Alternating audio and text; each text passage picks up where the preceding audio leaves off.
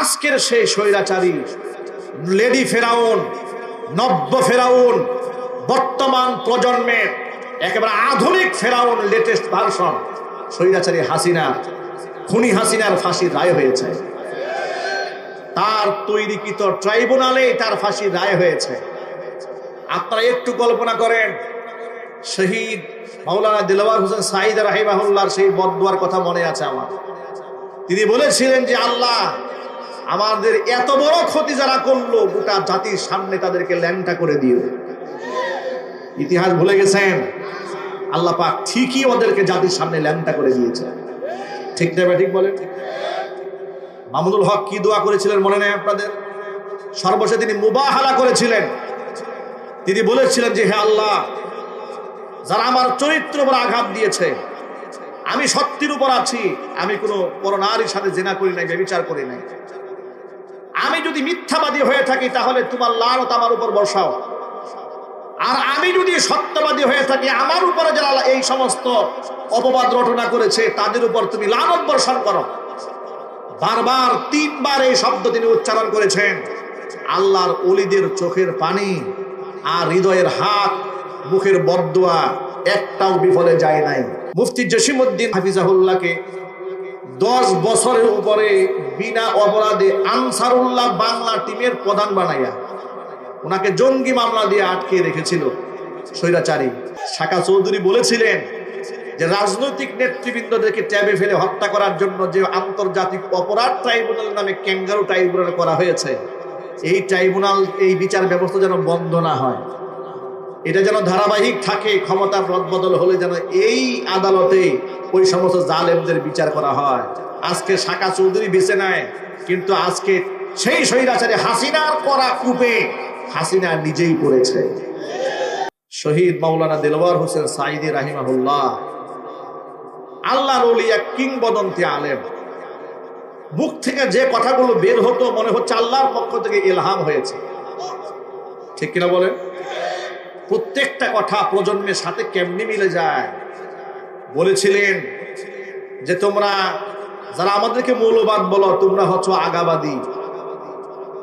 আমরা মূলে আছি, ওই আগার মধ্যে বসে গাছের ফল খাও, পাতা খাও, কোনো অসুবিধা করব না আমরা, কিন্তু সেখানে বসে বেশকি মেরো না, বান্দ্রামি করো না, তাহলে 12 কোটি মুসলমান গাছের গুড়া দূরে নাড়া দেবে, মামু বাড়ি দিল্লি গিয়ে পড়বা।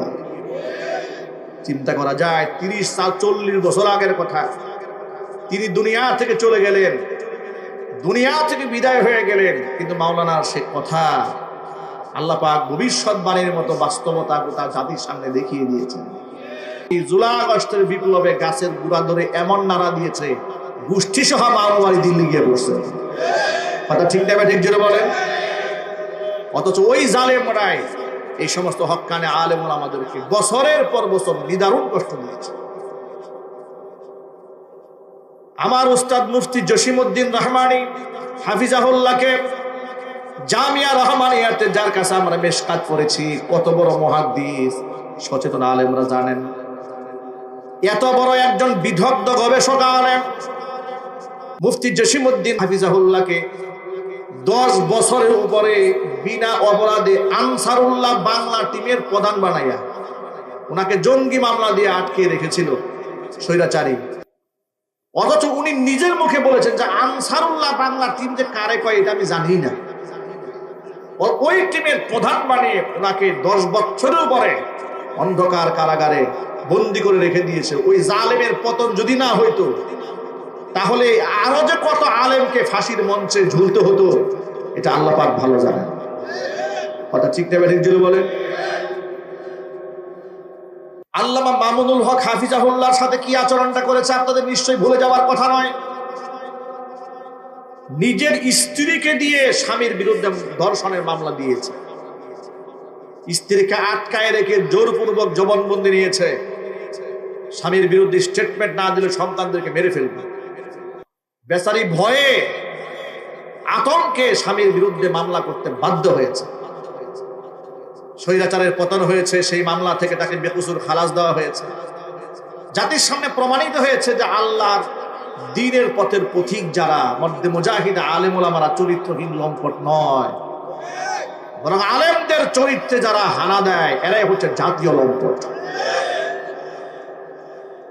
ওই সময় আজকের সেই স্বৈরাচারী লেডি ফেরাউন, নব্য ফেরাউন, বর্তমান প্রজন্মের একেবারে আধুনিক ফেরাউন, লেটেস্ট ভার্সন স্বৈরাচারী হাসিনা, খুনি হাসিনার ফাঁসির রায় হয়েছে। তার তৈরিকৃত ট্রাইব্যুনালে তার ফাঁসির রায় হয়েছে। আপনারা একটু কল্পনা করেন, শহীদ মাওলানা দিলওয়ার হোসেন সাঈদ রাহিমাহুল্লাহর সেই বদদুয়ার কথা মনে আছে আমার। তিনি বলেছিলেন যে আল্লাহ, আমাদের এত বড় ক্ষতি যারা করলো, গোটা জাতির সামনে তাদেরকে ল্যাংটা করে দিও। ইতিহাস ভুলে গেছেন? আল্লাহ পাক ঠিকই ওদেরকে জাতির সামনে ল্যাংটা করে দিয়েছে। ঠিক না ঠিক বলেন? মামুনুল হক কি দোয়া করেছিলেন মনে নেই আপনাদের? সর্বশেষে তিনি মুবাহালা করেছিলেন। তিনি বলেছিলেন যে হে আল্লাহ, যারা আমার চরিত্রের উপর আঘাত দিয়েছে, আমি সত্যের উপর আছি, আমি কোনো পরনারীর সাথে জেনা করি নাই, ব্যভিচার করি নাই, আমি যদি মিথ্যাবাদী হয়ে থাকি তাহলে তোমার লানত আমার উপর বর্ষাও, আর আমি যদি সত্যবাদী হয়ে থাকি আমার উপরে যারা এই সমস্ত অপবাদ রটনা করেছে তাদের উপর তুমি লানত বর্ষণ করো। বারবার 3 বার এই শব্দ তিনি উচ্চারণ করেছেন।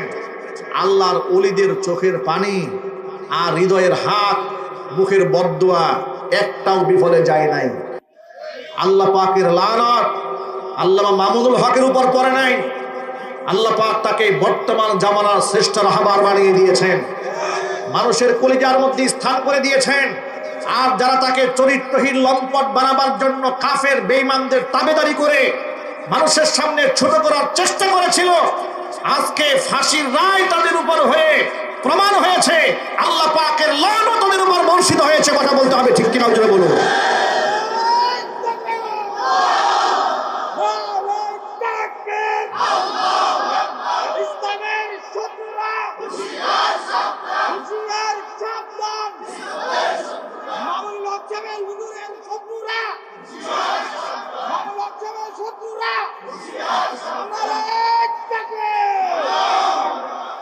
আলেম ওলামাদেরকে এমন ভাবে লাঞ্ছিত করেছে, মুফতি সাখাওয়াত হোসেন রাজি হাফিজাহুল্লাহ বলেছেন, পায়ের মধ্যে লোহার ডান্ডা বেরি পরিয়ে বাবার জানাজার নামাজে জানাজা পড়তে গেছে, প্যারোলে মুক্তি পেয়ে বাবার জানাজা পড়তে গেছে, পায়ের মধ্যে লোহার ডান্ডা বেরি পরানো। একজন শাইখুল হাদিস, একজন আলেমের সাথে স্বৈরাচারী হাসিনার জালেমের আচরণটা কেমন দেখেন। তিনি বলেছেন যে পায়ের মধ্যে ডান্ডা বেরি পড়তে পড়তে আমার লোহার করার আঘাতে পা থেকে রক্ত ঝরেছে, এরপর ওরা ডান্ডা বেরি খুলে নাই। মাওলানা খালেদ সাইফুল্লাহ আইয়ুবী অসুস্থ হয়ে হাত ছিল অ্যাক্সিডেন্টে ভাঙা, লোহার রড ঢুকানো, হাত থেকে পুষ পড়েছে, ওই হাতের মধ্যে গরুর রশি দিয়ে বাঁধছে, আরেক হাতের মধ্যে হ্যান্ডকাপ পরিয়ে, হাতের মধ্যে হ্যান্ডকাপ পরিয়ে হসপিটালের মধ্যে বেঁধে রাখছে। এই আচরণ তারা করেছে। 2018 সালে মাহফিল মঞ্চ থেকে আমার মতো ছোট্ট একটা নগণ্য বান্দাকে উঠাই নিয়ে গেছে। জিজ্ঞেস করলাম অপরাধ কি আমার? তারা বলেছে কোনো অপরাধ নাই, সব উপরের নির্দেশ।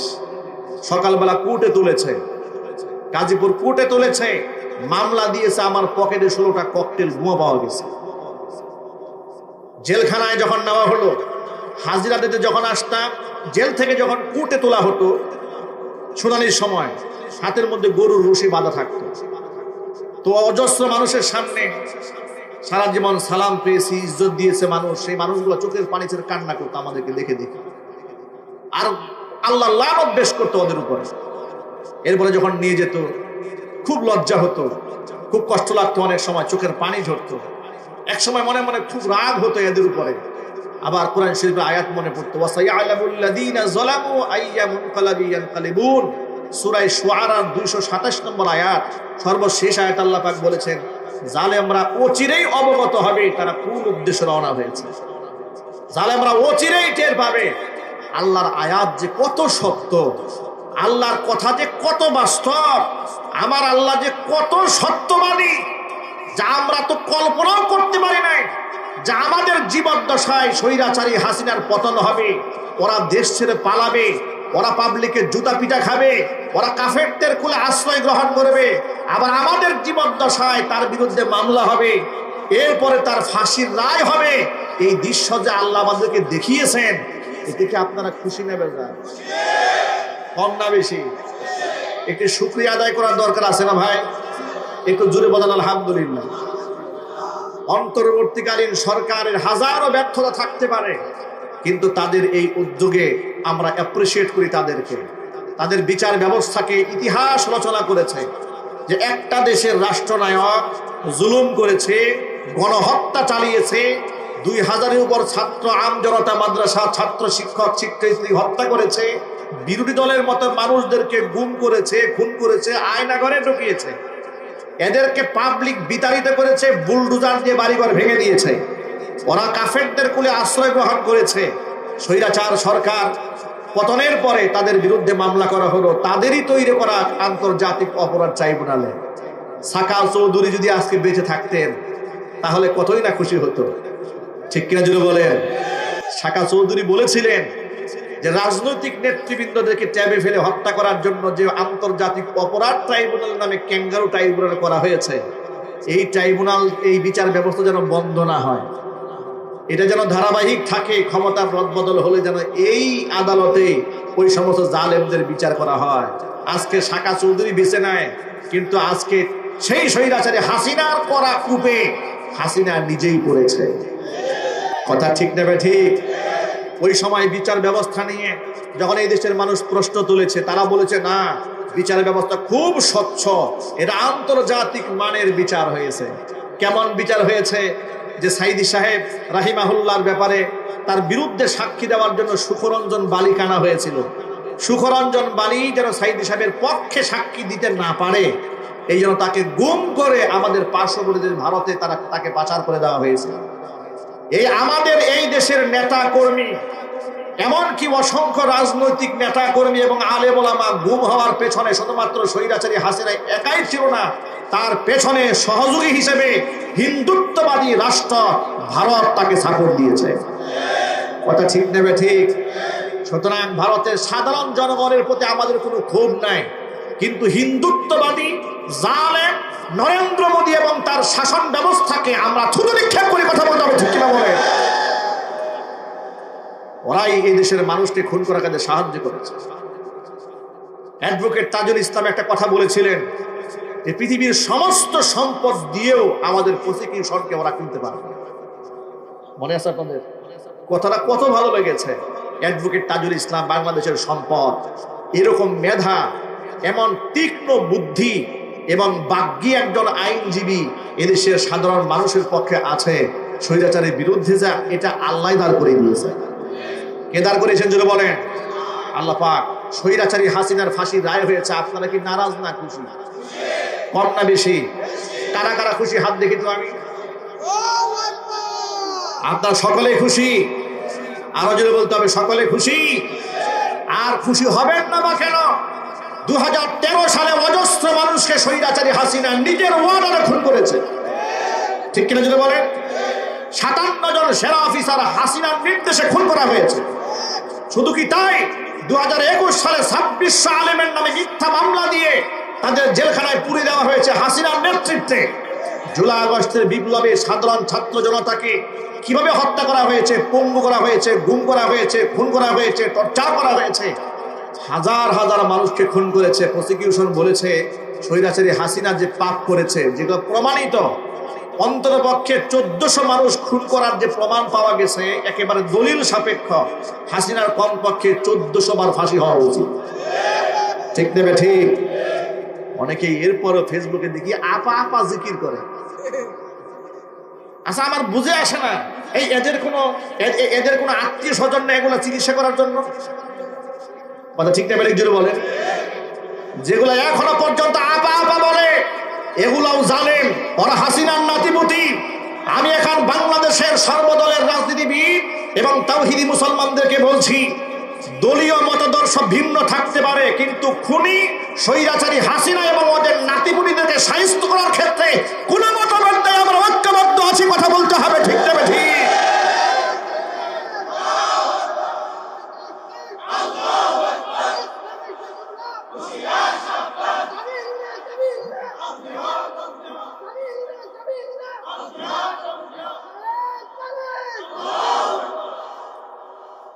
আমার প্রিয় বন্ধুগণ,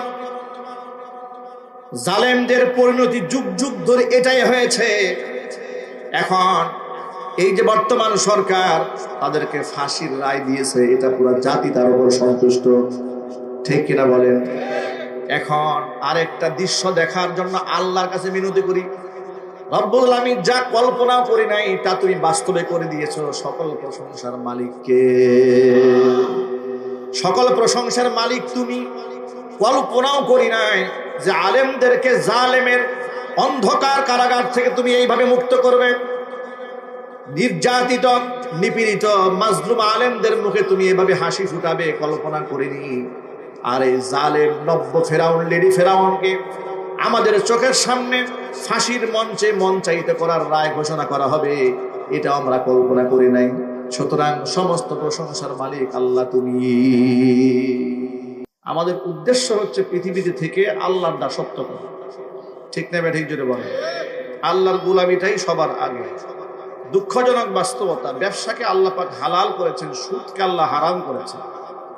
কিন্তু আজকের পৃথিবীতে অধিকাংশ ব্যবসায়ীরা অসৎ পন্থা অবলম্বন করে বিধায় নবী করিম সাল্লাল্লাহু আলাইহি ওয়াসাল্লাম ব্যবসায়ীদের ব্যাপারে ১,৫০০ বছর আগে একটা সতর্ক বাণী উচ্চারণ করেছেন। মাইকের আওয়াজ বাহিরে যাচ্ছে, কথাগুলো নিশ্চয়ই আমার ব্যবসায়ী বন্ধুগণেরা মনোযোগ সহকারে শুনবেন। কারণ জীবিত থাকা অবস্থায় যদি হেদায়েত গ্রহণ না করেন, মরার পরে পাবলিক খতমে খাজগান করে আর সূরা ইয়াসিনের খতম দিয়ে আপনাকে নাজাত এবং মুক্তির পথ বের করতে পারবেন, ঠিক কিনা? নবী করিম সাল্লাল্লাহু আলাইহি ওয়াসাল্লাম বলেছেন, ইউহশারু তুজ্জারু ইয়াউমাল কিয়ামাতি ফুজ্জারান। কিয়ামতের দিন ব্যবসায়ীদেরকে পাপিষ্ঠ হিসেবে আল্লাহর দরবারে হাজির করা হবে। ইল্লা মানিত্তাকা ওয়া সাদ্দাকা, তবে সব ব্যবসায়ী নয়। যে ব্যবসায়ীরা সৎ, আমানতদার, বিশ্বস্ত, তাদের হিসাবটা আলাদা। তাদের ব্যাপারে অন্য একটা হাদিসের মধ্যে এসেছে, আত-তাজিরু সাদুকুল আমিন মা'আন নাবিয়্যিন ওয়াস সিদ্দিকিন ওয়াস শুহাদা আও কামা ক্বালা আলাইহিস সালাতু ওয়াসসালাম। আল্লাহর নবী বলেন, সত্যবাদী আমানতদার ব্যবসায়ীদের হাসর হবে কিয়ামতের দিন নবীদের সাথে, শহীদদের সাথে, সালিহিনদের সাথে। চিৎকার দিয়ে বলেন সুবহানাল্লাহ। সত্যবাদী এবং আমানতদার ব্যবসায়ী, ব্যবসা হালাল, এতে কোনো সন্দেহ নাই। সাহাবায়ে কেরাম ব্যবসা করেছেন। মুহাজির সাহাবীরা হিজরত করে মক্কা ছেড়ে মদিনায় যাওয়ার পরে তারা ব্যবসা করেছেন। আব্দুর রহমান ইবনে আউফ রাদিয়াল্লাহু তাআলা আনহু প্রতিষ্ঠিত বড় ব্যবসায়ী ছিলেন। নবী করিম সাল্লাল্লাহু আলাইহি সাল্লামের ইন্তেকালের পরে আব্দুর রহমান ইবনে আউফ রাদিয়াল্লাহু তাআলা আনহু সম্পদ আল্লাহ তাআলা এত বৃদ্ধি করে দিলেন ব্যবসা করতে করতে, যে মদিনার মধ্যে খাদ্য সংকট দেখা দিল, দুর্ভিক্ষ দেখা দিয়েছে। এমন সময় আব্দুর রহমান ইবনে আউফ রাদিয়াল্লাহু তাআলা আনহু বিদেশ থেকে খাবার ভর্তি ১,০০০ উট ঢুকেছে মদিনাতুল মুনাওয়ারায়। কতগুলো উট ঢুকেছে? ১,০০০। একটু কল্পনার জগতে চলে যান, যে একটা এলাকার মধ্যে দুর্ভিক্ষ চলছে, ক্ষুধার কষ্ট পাচ্ছে মানুষ, জামা কাপড় নাই, কষ্ট পাচ্ছে। ওই মুহূর্তে ১,০০০ উট ভর্তি রসদ মাল সামানা নিয়ে সিরিয়া থেকে, শাম থেকে বিরাট একটা খাদ্যের চালান এসেছে, ব্যবসায়িক চালান। এটার মালিক হচ্ছে হুজুরের সাহাবী আব্দুর রহমান ইবনে আউফ রাদিয়াল্লাহু তাআলা। উম্মুল মুমিনিন মা আয়েশা সিদ্দিকা রাদিয়াল্লাহু তাআলা আনহা ঘরের মধ্যে বসে উটের পায়ের ধ্বনি শুনতে পেলেন। ১,০০০ উট যদি একসাথে কোনো মহল্লায় ঢোকে, হাদিস শরীফের মধ্যে এসেছে, সিরাতের কিতাবের মধ্যে এসেছে, মনে হচ্ছিল যে মদিনার মাটি যেন প্রকম্পিত হচ্ছে, এত উট ঢুকেছে একসাথে। মা আয়েশা জিজ্ঞেস করলেন যে কিসের আওয়াজ এটা? ঘর থেকে জানতে চাইলেন। তাকে কেউ বলল যে এটা হুজুরের সাহাবী আব্দুর রহমান ইবনে আউফ রাদিয়াল্লাহু তাআলা আনহুর ব্যবসার পণ্য এসেছে, পার্শ্ববর্তী এলাকা থেকে এসেছে। এই কতগুলো বলতে বিরাট বহর, ১,০০০ উটের বহর এসেছে। এটা শুনে মা আয়েশা রাদিয়াল্লাহু তাআলা আনহা আব্দুর রহমান ইবনে আউফের জন্য দোয়া করলেন। এই কথাটা মা আয়েশা যে আব্দুর রহমান ইবনে আউফের সম্পদের জন্য দোয়া করেছেন, এই নিউজটা, এই আওয়াজটা, এই মেসেজটা, এই বক্তব্যটা আব্দুর রহমান ইবনে আউফের কানে কোনো একজন ব্যক্তি পৌঁছে দিয়েছে যে রাসূলের স্ত্রী আমাদের মা উম্মুল মুমিনিন আপনার সম্পদের জন্য আল্লাহর কাছে দোয়া করেছে। এ কথা শোনা মাত্র যে হুজুরের স্ত্রী আমাদের কলিজার টুকরা মা আমার সম্পদের জন্য দোয়া করেছেন, এ কথা শুনে আব্দুর রহমান ইবনে আউফ এতটা খুশি হয়ে গেলেন, তিনি বললেন মদিনার মানুষেরা তো খাবারে কষ্ট পাচ্ছে, পোশাকে কষ্ট পাচ্ছে, 1000 উট ভর্তি যত রসদ আছে একটা টাকাও কাউকে দিতে হবে না, আল্লাহর সন্তুষ্টি গল্পে গোটা মদিনাবাসীর জন্য 1000 উট ভরা সম্পদ সব আল্লাহর জন্য দান করে দিলাম। তারাও ব্যবসায়ী, তারাও ধনী, আমরাও ধনী, তাদেরও ব্যবসা আমাদেরও ব্যবসা, কত পার্থক্য দেখো। আমাদের ব্যবসায়ীরা ধোঁকা দেন। নবী করিম সাল্লাল্লাহু আলাইহি ওয়াসাল্লাম এক খাবার ব্যবসায়ীর পাশ দিয়ে হেরে যাচ্ছিলেন, দেখতে পেলেন খাবারের স্টোভ নিয়ে ব্যবসায়ী বসে আছেন। নবীজি সাল্লাল্লাহু আলাইহি ওয়াসাল্লাম খাবারের ভিতরে হাত ঢুকাই দিলেন। খাবার স্টোভের ভিতরে হাত ঢুকাই দেওয়ার পরে আসাবাতুল বালাল, হাতের মধ্যে ভিজা ভিজা লেগেছে। নবী করিম সাল্লাল্লাহু আলাইহি ওয়াসাল্লাম দোকানদারকে জিজ্ঞেস করলেন, এই ব্যবসায়ী লোকটাকে বলছেন যে খাবারের নিচে অংশে একটু ভিজা লাগলো, কারণটা কি? ব্যবসায়ী জবাব দিয়ে বলছেন, হে আল্লাহ রাসূল, আসাবাতুস সামা, বৃষ্টির পানি পড়েছিল, কিছু পানি ভিতরে ঢুকে গেছে। হুজুর বললেন, তাহলে তুমি এটাকে পরিবর্তন করে নিচে যে পানি পড়ে ভিজে গেছে এই খাবারগুলো উপায় উঠে রাখতা। যে ক্রেতা তোমার কাছে খাবারটা কিনতে আসবে সে তো দেখবে না যে নিচে কিছু অংশ ভিজা আছে, তুমি তো সমলে সব দিয়ে দিবা। সে শুকনা মনে করে খাবার কিনবে আর তুমি ভিজা সহ দিয়ে দিবে, কি এটা কি ধোঁকাবাজি হবে না? মনে রেখো, মান গাসসা ফালাইসা মিন্নি। হুজুর এরপরে বললেন, যে ব্যক্তি ধোঁকা দেয় সেই ব্যক্তি আমি মুহাম্মদ সাল্লাল্লাহু আলাইহি সাল্লামের উম্মতের অন্তর্ভুক্ত নয়। ইসলাম আমাদেরকে একটা পূর্ণাঙ্গ জীবন ব্যবস্থা দান করেছে। চিৎকার দিয়ে এখন আল্লাহু আকবার। ইসলাম আমাদেরকে শুধু নামাজের কথা বলেন নাই, শুধু রোজার কথা বলেনি, শুধুমাত্র মুখে দাড়ি রাখার কথা বলেনি, শুধু মাথায় টুপি আর পাগড়ি আর জুব্বার কথা বলেনি। ইসলাম আমার জীবনের এখনো কোনো অংশ নাই যেখানে ইসলাম সমাধান দেন নাই। জোরে বলেন সুবহানাল্লাহ। ইসলাম সকল ক্ষেত্রে সমাধান দিয়েছে। এই জন্য কোরআন মাজিদ আল্লাহ পাক সূরা ইব্রাহিমের মধ্যে বলেন, নবীজি ওয়ানাজ্জালনা আলাইকাল কিতাব, আল্লাহ পাক বলেন আপনার উপরে আমরা একটা কিতাব নাজিল করে দিয়েছি, তিবিয়ানাল লিকুল্লি শাইইন, সব কিছুর বর্ণনা খুলে খুলে দিয়েছে। জোরে বলেন সুবহানাল্লাহ। আমার এই কথাগুলো ভূমিকা স্বরূপ বলার উদ্দেশ্য হচ্ছে যে অনেক জায়গায় দেখি এই ওয়াজ মাহফিল উপলক্ষে ব্যবসায়ীরা রমরমা ব্যবসা করার জন্য দোকান না থাকলেও অনেক দোকানদাররা বিভিন্ন জায়গা থেকে একটা মেলা বসায় দেয়। ওই মেলাকে কেন্দ্র করে একটা মাহফিলে যে কি পরিমাণ ক্ষতি হয় এটা ব্যবসায়ীরা কল্পনা করে না। ঠিক না ব্যাঠিক জুড়ে বলেন?